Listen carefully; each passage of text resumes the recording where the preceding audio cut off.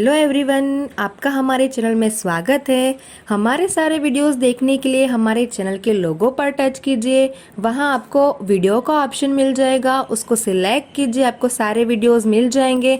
और अगर आपको क्लास के अकॉर्डिंग वीडियोस चाहिए तो आप प्लेलिस्ट को सिलेक्ट कीजिए, आपको क्लास के अकॉर्डिंग वीडियोस मिल जाएंगे। हमारे वीडियोस देखने के बाद लाइक कीजिए, शेयर कीजिए और प्लीज़ कमेंट बॉक्स में जाके कमेंट करके बताइए कि आपको हमारे वीडियोस कैसे लगे। Thank you so much. Hello विद्यार्थी मित्रों, आपका इस वीडियो में बहुत बहुत स्वागत है।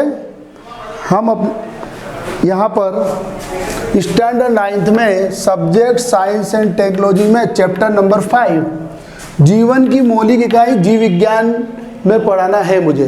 तो आप क्वेश्चन नंबर 1 देखो, मैंने लिखा है इधर पे, आप देख सकते हो। क्वेश्चन 1 में बोल रहा हूँ, एक कोशिकीय बहुकोशिकीय जीव को सजीव भी कह सकते हो आप, दोनों ही कहा जा सकता है, की जानकारी बताइए। मतलब उसके बारे में बताना, जानकारी देना आपको। या फिर ऐसा पूछे तो भी आप, अगर इस तरह से जो क्वेश्चन नीचे मैंने जो गोल राउंड में लिखा हो भी आप देख सकते हो कि जीवों के वर्गीकरण कोशिकाओं की संख्या के आधार पर भी, दोनों में से जो भी क्वेश्चन है दोनों का उत्तर एक ही आपको लिखना है। तो मैं इसका दोनों का अंतर आए तो भी यही लिखना है, या फिर उसमें कोशिका बहुकोशिका जीव की जानकारी बोले तो भी यही लिखना है, और आपको जीवों का वर्गीकरण संख्या के आधार पर करना हो तो भी यही लिखना है। तो मैंने इसके 2 भाग में इसको बनाया है, सजीव और यानी जीव भी कहते हैं इसको।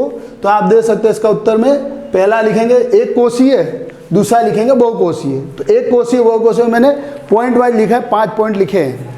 5 पॉइंट में आपको ये ध्यान रखना है कि यहाँ पर पहले में उदाहरण लिखना, तो इधर भी पहले में उदाहरण लिखना है अंतर बताने के लिए। दूसरा यहाँ पर आपको कोशिका कैसी बनी होती है वो लिखना है, उसका कार्य क्या होता है। फिर तीसरा लिखना है एक कोशिका द्वारा कार्य, तो इधर भी कार्य लिखना है, कैसे कार्य होता है। आयु के बारे में लिखना है और विखंडन संतति द्वारा। तो मैं इसको आपको बता रहा हूँ, देख सकते हो आप लोग। तो पहला पॉइंट है, इसका उदाहरण अमीबा और बैक्टीरिया होते हैं। इसमें एक ही कोशिका द्वारा एक ही कोशिका पाई जाती है। लेकिन बहुकोशी में क्या होता है, वनस्पति और प्राणी। वनस्पति में पेड़ पौधे वगैरह आ जाएंगे, प्राणियों में हम और आप आ सकते हैं, सभी जीव जंतु आ सकते हैं, चींटी हाथी सब कुछ आ सकता है। तो इस प्रकार से बहुकोशी प्राणियों में ये सब आ सकते हैं। पहले पॉइंट में उदाहरण लिखना है आपको। दूसरे पॉइंट में लिखना है कि एक कोशिका द्वारा बने होते हैं। इनमें एक ही कोशिका होती है, इसमें क्या होती है, एक ही कोशिका होती है खाली, क्योंकि इसका नाम क्या है, एक कोशिकीय है। इसलिए उस नाम के आधार पर आओगे तो क्या बोलोगे, ये एक ही कोशिका द्वारा बना होता है। दूसरे में इसमें लिखा बहुकोशीय, बहुकोशीय यानी बहुत सारी कोशिकाओं से बना होता है। इसको आपको पॉइंट में 2 में क्या लिखोगे, एक से अधिक कोशिका द्वारा बना होता है, एक से अधिक कोशिका द्वारा बना होता है। अब देखो यहाँ पर आएगा तीसरा पॉइंट, एक कोशिका द्वारा कार्य होता है। इसमें एक ही कोशिका द्वारा कार्य होता है, उसमें एक ही कोशिका पाई जाती है, उसमें केंद्रक और कोशिका झिल्ली और उसके अंदर कोशिका द्रव पाया जाता है, एक ही कोशिका पाई जाती है। पर यहाँ पर देखोगे मैंने लिखा है कि एक कार्य विभाजन, यानी कार्य का जो विभाजन होता है वो बहुत कोशिकाओं द्वारा होता है। किन किन से द्वारा होता है, पेशियों द्वारा होता है।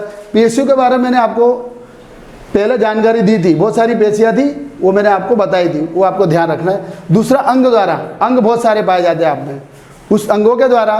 और फिर पेशी तंत्र द्वारा, तंत्र में बहुत सारे तंत्र होते हैं आपके, कंकाल तंत्र होता है, रुधिराभिसरण तंत्र होता है, और फिर हृदय तंत्र होता है, बहुत सारे तंत्र होते हैं। तो ये आप आगे जाके व्यवस्थित 10th में आप पढ़ेंगे।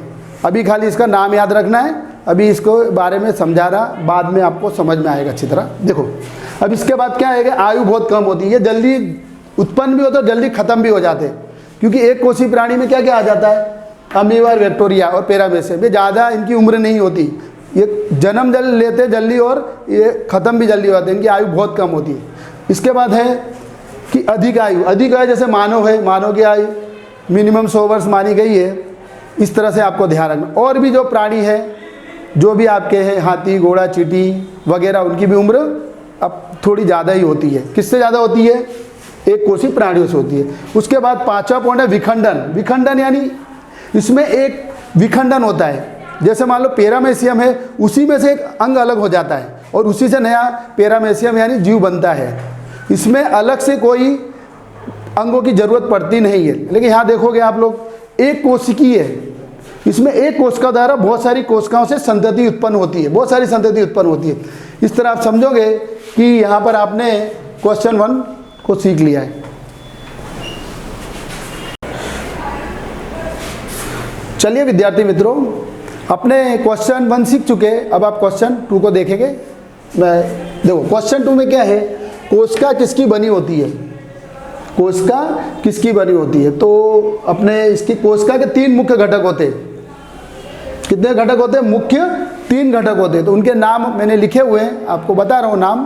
पहला नाम है प्लेज्मा झिल्ली या कोशिका झिल्ली। मैंने एक इस आकृति को आपको बनाया है, ये आपको ग्रीन लाइन दिखाई दे रही है, इसकी परिधि दिखाई दे रही है। तो ग्रीन लाइन को क्या कहेंगे आप मैं बता दूं, इसको कहेंगे कोशिका झिल्ली। एक दीवार होती है, कोशिका के बाहर एक दीवार होती है, ये दीवार देख सकते हो आप, ये वाली दीवार। इस वाली दीवार का नाम क्या रखा है, प्लेज्मा झिल्ली या कोशिका झिल्ली। जो बाहरी परत होती है, जो बाहरी दीवार होती है, या आप ग्रीन लाइन से देख सकते हो कि ये जो बाहरी दीवार है, बाहरी दीवार है, तो जो बाहरी दीवार है उसका नाम है क्या रखा है, कोशिका झिल्ली रखा है। उसके मध्य में बीचों बीच, उसके मध्य में बीचों बीच एक गहरे रंग का देखो ये वाला भाग, ये गहरे रंग का जो बिंदु जैसा दिखाई देता है, इसका नाम रहेगा केंद्रक। इसका क्या नाम रहेगा, केंद्रक रहेगा। अब इसके बाद तीसरा पॉइंट, कोशिका द्रव कहाँ पाया जाता है, मैं आपको बताना चाहता हूँ। कोशिका द्रव देखो आप देख रहे हो कि ये बाहर का भाग क्या है, कोशिका झिल्ली है, और ये मध्य में क्या है, कोशिका केंद्रक है। तो फिर कोशिका झिल्ली और केंद्रक के मध्य, यानी ये वाला भाग जो है आपका, ये किसके बीच का भाग है आप देख सकते हो। फिर से मैं आपको बता दूं, कोशिका झिल्ली यानी बाहरी परत, और बीचों बीच एक गहरा बिंदु, उसको केंद्रक कहेंगे। लेकिन ये जो आपका क्या है, केंद्रक, ये आपका क्या है, केंद्रक। तो केंद्रक और कोशिका झिल्ली के मध्य में जो खाली जगह रहती है, कौन सी जगह है, खाली जगह में क्या भरा होता है, एक द्रव भरा होता है। क्या भरा होता है, द्रव भरा होता है। तो वो द्रव को क्या नाम देंगे आप, ये देखो लिखा कोशिका द्रव, तो मैं इसका नाम दूंगा कोशिका द्रव। तो ये कोशिका द्रव हो गया।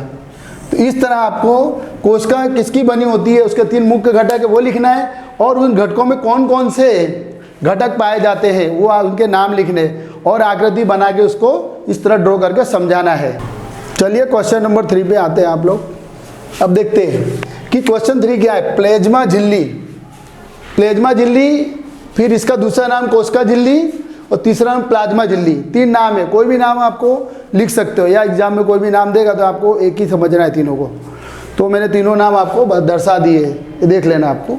तो इसका उत्तर लिखना है, किस तरह लिखना है, मैं आपको आंसर लिखेंगे, पहला पॉइंट डालेंगे, ये प्रत्येक कोशिका को दूसरी कोशिका से अलग करता है। तो ये आकृति में देख सकते हो, ये 2 कोशिकाएं हैं, ये 2 कोशिका है। तो ये कोशिका का जो ये मध्य वाला भाग है, ये जो अलग कर रहा है एक दूसरे को, ये जो मैंने रेड लाइन खींची है ना, ये भाग क्या इसको अलग कर रहा है। तो इसे क्या बोलेंगे, प्लाज्मा झिल्ली या दीवार कहेंगे। तो ध्यान रखना है कि ये प्रत्येक कोशिका को, इसमें 2 कोशिकाएं, 1 और 2, ये 2 कोशिका को दूसरी कोशिका से अलग करता है। तो एक कोशिका नंबर 1, कोशिका नंबर 2, तो कोशिका नंबर 1 और कोशिका नंबर 2।